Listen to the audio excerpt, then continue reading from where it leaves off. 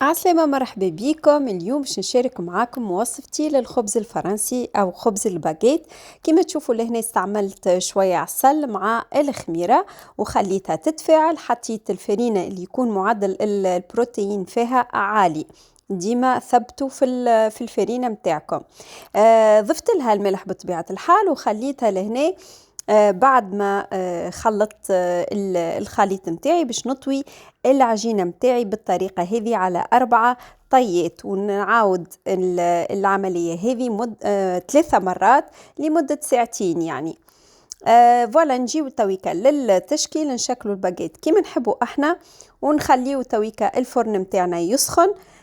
فوالا لهنا باش نحضروا الباجيت متاعنا، نجرحوها ونحطوا ماء ديما من لوطة، وهكا يكون الخبز متاعنا حاضر. ان شاء الله عجبتكم الوصفة لليوم.